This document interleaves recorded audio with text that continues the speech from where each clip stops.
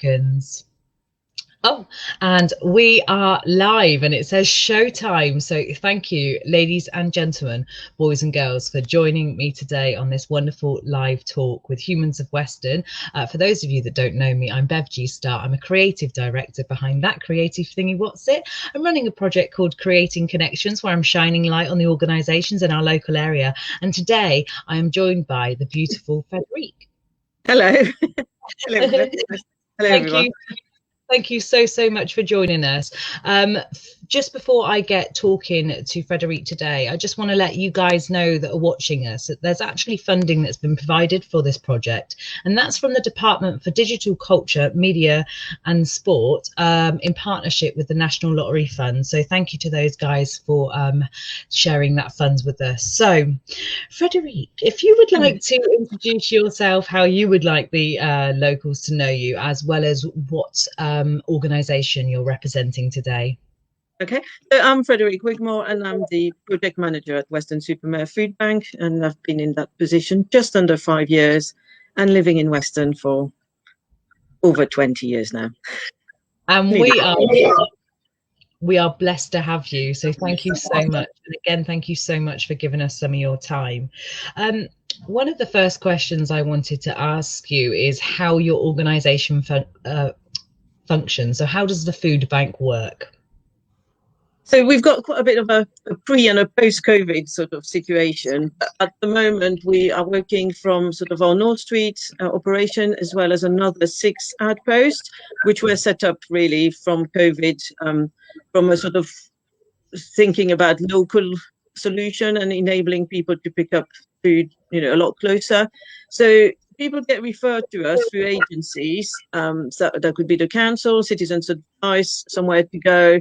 Over 150 midwives, doctors, schools, just loads of different channels, and people get a referral code and then can come to us in North Street, or they can go to one of the other outposts and basically exchange that for a parcel, which is at least 3 days of emergency food.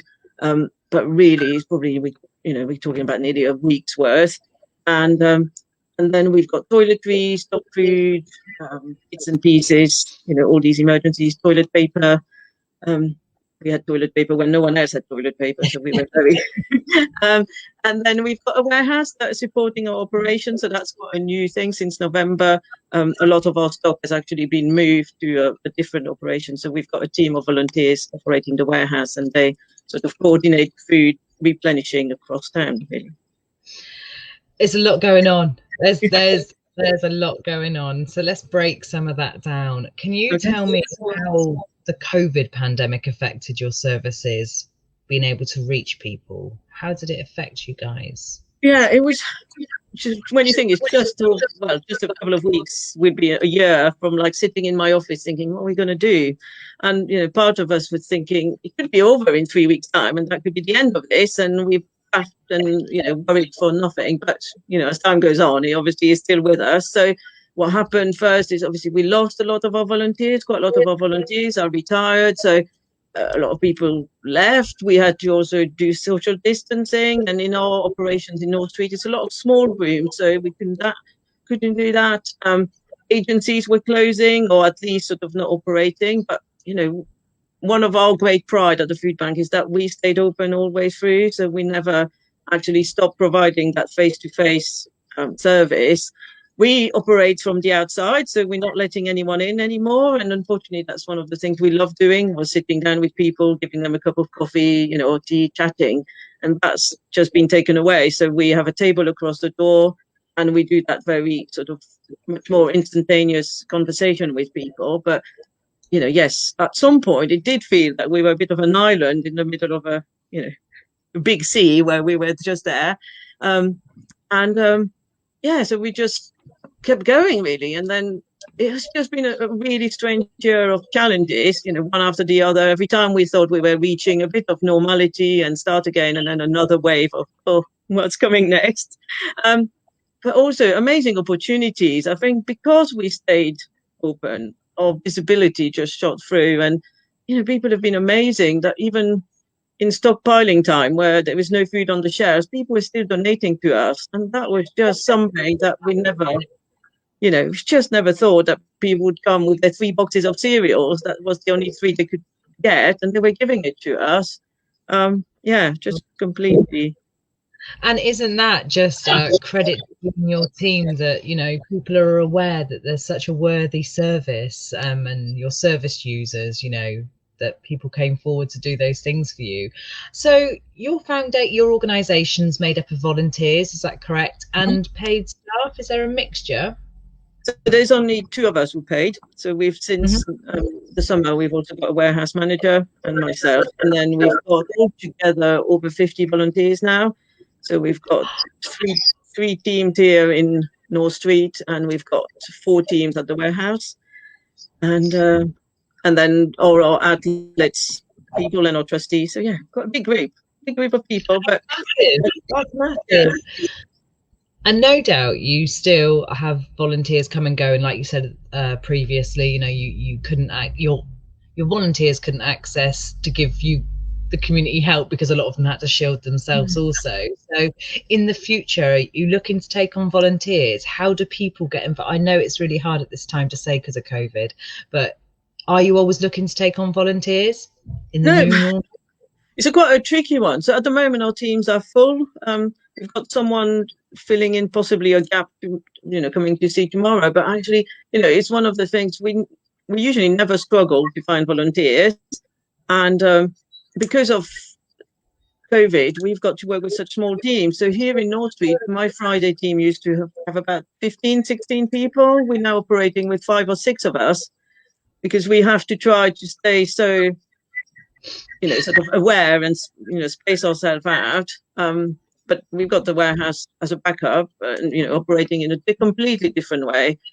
But yeah, so I think people will come back eventually. We're hoping that some of the ones we've sort of had to sort of say a little goodbye for a while will reappear and sort of, you know, slot back in. And there is natural rotation, but we've got one volunteer. I was thinking that he's been there since day one with us, so since 2011. So I think this year will have to be a 10-year celebration of that commitment.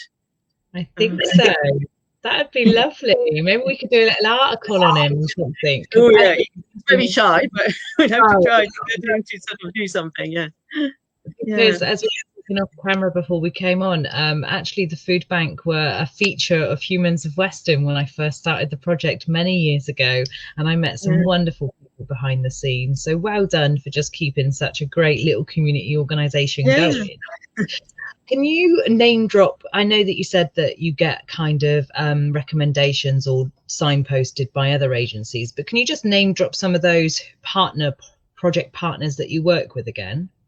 So as far as referrals, so our biggest one would be North Somerset Council, so the welfare provision team. If anyone is on any kind of benefits, we'd always sort of suggest they go to them. Citizens Advice would be the next one and the line. And then schools, virtually every primary school and secondary schools in Weston and nearby have got vouchers or the access to give them some of the doctor surgeries, specialist services like We Are With You, Somewhere to Go, all the housing agencies, police, you name it. It just goes on. Which is most of Weston's organisation, and again, this is exactly why we're shining light on you, because you guys are like the heart, the food bank heart of Weston. It really is, and everybody knows about the work that you do. So, although I really didn't need to interview to shine light on you today, because there are so many people who say what you do, I wanted to. So because yeah, not to be able to, it's been a year of not being able to go out and see people. Normally we do a lot of talks in churches, in like sort of WIs and community groups. And obviously this year is one of the things that we've missed, that sort of meeting people, answering questions, because it's still surprising how, people still have sort of maybe preconceptions about us. So it's always really good to reach out and actually have that opportunity to talk to people. So thank you for giving it to us. I agree. Let me just see what Stephen says here in one of the comments. And whoever's watching today, I do encourage you to leave any comments if you can. So Stephen says, "Hi guys, I'm really looking forward to this. I was a volunteer at Citizens Advice North Somerset for many years, and the food bank was such a lifeline for the families and individuals. I'm a massive fan, and thank you for everything you do in our community." Oh, thank you, Stephen. And yes, you know, our friends at Citizens Advice, they're so knowledgeable. So we always try to say, anyone who's got big questions, we definitely direct them in that. Yeah, definitely. Are you taking, so how does the donations work at the minute around COVID? Where do people take donations if they have them? Are you accepting them? Yeah, so we still got all our donation boxes in most of the big supermarkets. So I'm trying to list them, and I'll probably miss one as I always do. So Waitrose, Tesco, Asda, the Co-ops, Sainsbury's, Morrison's. I've forgotten someone. Hopefully not. No, they've all got donation bins where people can just buy and put it there, and we collect them up to 3 times a week. We go and empty them all, and then people can bring stuff directly to us in North Street or to any of the outlets. That's Clarence Park Baptist, St Mark's in Whirl. I'm going to forget some. Local Castle Church, Holy Trinity Church, and I'm missing one, Manuel Youth Centre. And I apologise if I've forgotten someone. And also the warehouse in Haywood Village. But what we're asking people is to get in touch with us if they want to drop off at either directly, to ask just to check the times, because not everyone's there all the time. So then we can work out what's the best place and time. And then sometimes we can, if we really, if it's really for someone who's shielding, we've got someone, for example, with shielding, keeps getting deliveries for us, then we just arrange for someone to go and pick it up from them. But obviously, we're quite limited on drivers' spaces and time. Yeah. In these mad days of whatever we can muster up help, you guys are just doing what you can with what you've got, and I just love it so much. I'm so happy for you guys and what you do, because there's such a stigma. Well, there used to be a bit of a stigma around people,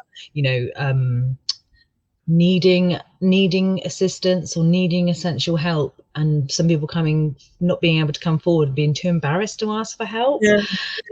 What would you say to anybody that's and ahhing to reaching out about help? Because I was one of those people once, so I don't believe. So I think that's something else I'm trying to share. And that's what we're there for. And if we can't make it, we can only try to make it a little bit better. And our volunteers will always welcome people with a smile, with a and a hello. There's no judgment, because we know what it's like, and we know that if you've come to us, it's probably not been an easy thing to step out of your door and to ask. But we just try to make it as nice as we can, and that's what we try to do. Things like we've done over time. So we had gifts for Christmas. Through lockdown, certainly when the schools have been closed, we've done like craft packs, things engaged in. So just trying to think of little things that would just bring a smile to people.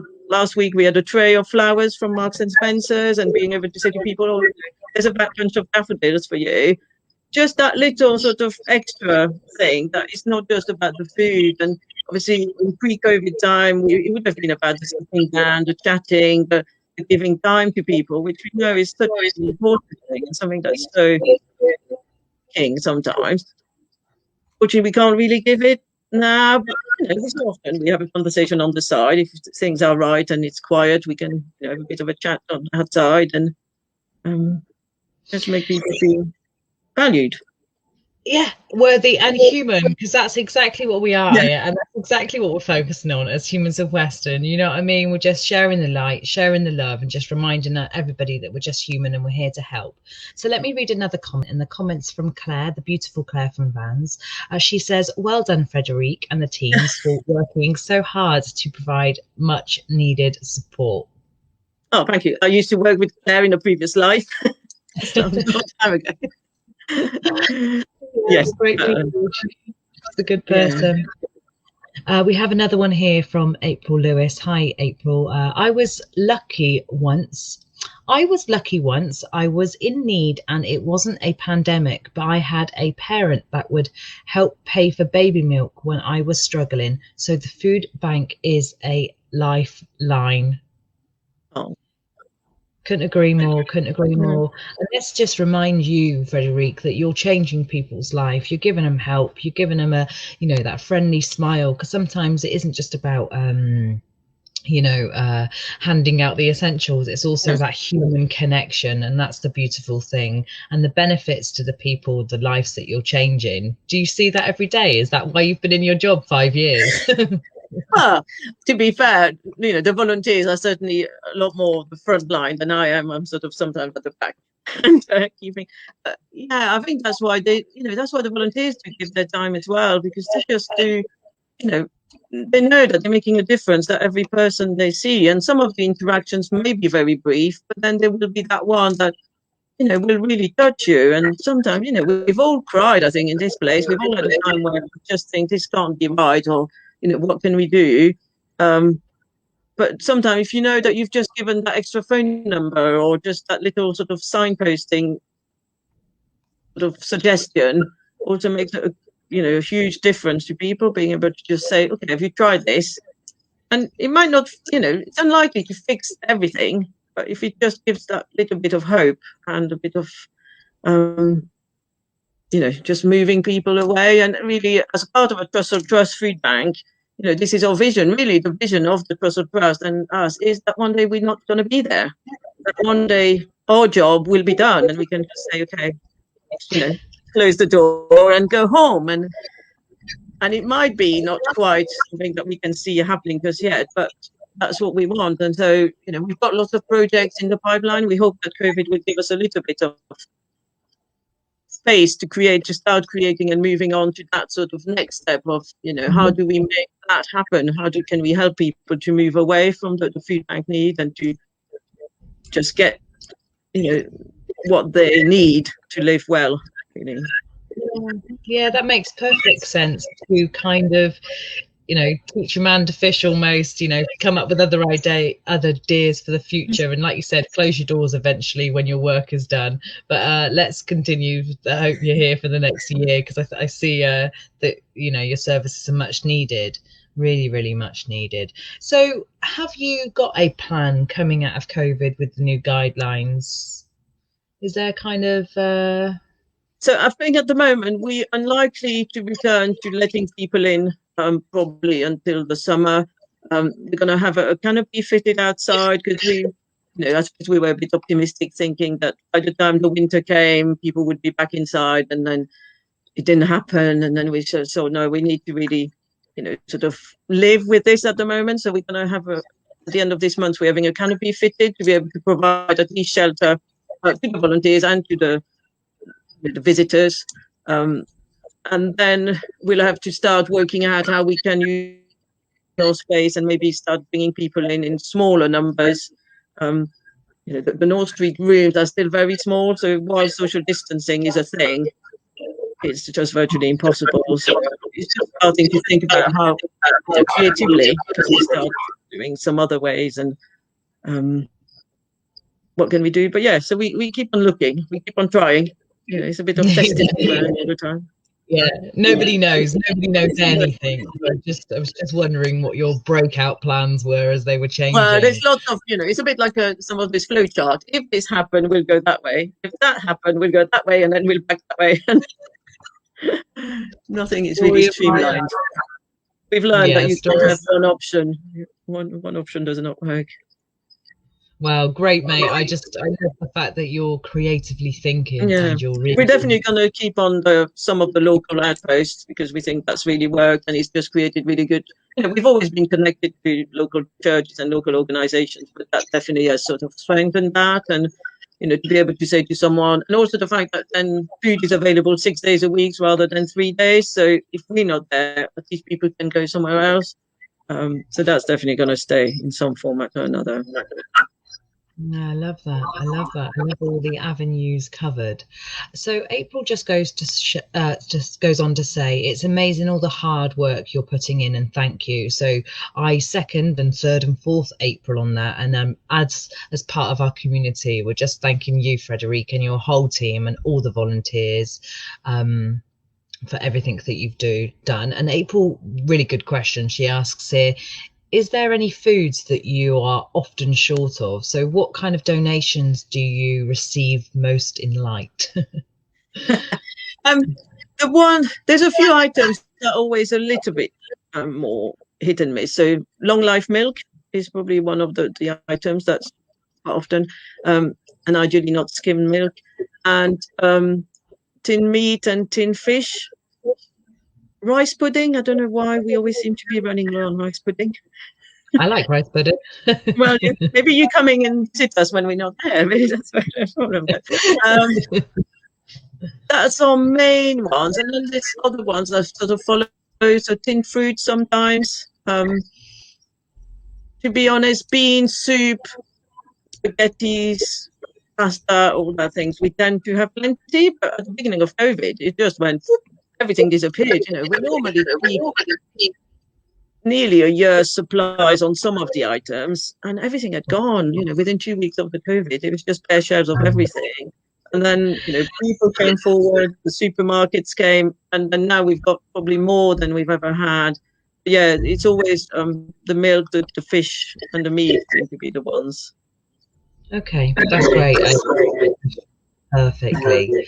So Stephen goes on to ask, if we haven't covered this already, how does the food bank support people who are shielded and cannot get to the food bank buildings? Now, you said you're looking for transport, so how have you been working? What we always try really first is to encourage the agencies, if they can, to actually support and come and pick up the food from us. So we're always more than happy for an agency. And that's partially because we do feel that they are the supporting agency. And so if they can actually knock on people's door and see at the same time, what's going on, do they need a bit more? But then we do have deliveries available. So what we're asking is the agencies to actually book the delivery. And we've been working with our drivers, and now actually some of April's guys are coming on board. We've not, it's sort of very hit and miss really about who's there. And the shielding, obviously, group were supported by the government boxes in the first lockdown. So that was a different thing that has nothing to do with us. So now it tends to be more people who are, who've been told to isolate for 2 weeks, and when it's schools, again, the schools might pick up. So schools have got boxes, so they might support that way. But yeah, we try. It might not be an overnight thing, but we do try to bring the food. If that's the last resort, we don't want people to be without. Of course, and that no doubt is the absolute foundation of what makes you guys so valuable to our community. The fact that you are literally fronting the support and the extra ways and the signposting and the beautiful smiles and your faces and the volunteers, all of those things are really stand out when you think of Weston. We think of helping, and definitely we come on the list of the food bank, which is why exactly you're on the list today. So as we wind down these last few minutes of our live discussion, I want to say obviously thank you very, very much. Yeah. This is the first time we've actually had the pleasure of meeting, albeit virtually. It's a pleasure, and I hope in future that we could definitely get involved and maybe collaborate on a project somewhere. But as we do wind down, is there any words, last words of wisdom, any final declarations you'd like to make on behalf of the food bank, or just being a human of Weston yourself? Oh, yeah, just wanted to say thank you to everyone who support us. We've had so many organizations and individuals who've really stepped out of their way, and, from the very young who do like crazy challenges to raise funds and buy food for us, to the Rotaries and the big organization. It's just been, it's crazy. And, we get all the credit, but really we can do it. If it wasn't for the people who were really behind us and will give it to us, we only the passing on. It is because people are behind us that we've managed to keep going, and that we've sort of sailed, the COVID storm, and that we're still there. And just thank you, really. And, obviously, thank you to all my volunteers, past, present, future. You're all amazing. But yeah, just thank you to everyone. Every tin really makes a difference, and people sometimes are concerned that they can only give a little something, but just every tin, every chocolate bar makes a difference, and we really, put a smile on people's face. I second that again. You do put a smile on everybody's face, and you've certainly brought the light to my face today. So thank you so much, Frederique. just to shout out where you share your information. Is it social media or on your website? How do people find out your updates? Okay, so Facebook, Instagram, Twitter. We did start a TikTok, but we're not really quite there. So maybe not. And then we've got a website. So on the social media, it's WsM Foodbank, and then the website is westernsupermare.foodbank.org.uk. But otherwise, just drop us an email, drop us a line. We'll try. But yeah, we do quite like social media. Yeah, I like social media too. I do like social media. It's a great way. It's social. It's a great way to interact and find out about what's going on in our area, just like these interviews that have been provided by the Department for Digital Culture, Media and Sport in partnership with the National Lottery Fund. For those of you, just a quick reminder, I'm Bev G Star. I'm a creative director of that creative thingy what's it. I'm running a project called Creative Connections for Humans of Weston, which I'm also a creator of, and today we've been joined by Frederique from the Western Super Mare Food Bank. So thank you so much, Frederique, and I thank you. I'm so chuffed to have had the opportunity to be here today to shine light on you and your team. Thank you. So without further ado, do you have anything left to share? Just stay safe, everyone. Stay well and look after yourself, and see you soon, hopefully. Perfect. We will see everybody soon. So you stay on the line, Frederique, and we're going to say goodbye to everybody now. So stay in touch, guys. All stay safe. That's how for now. Bye.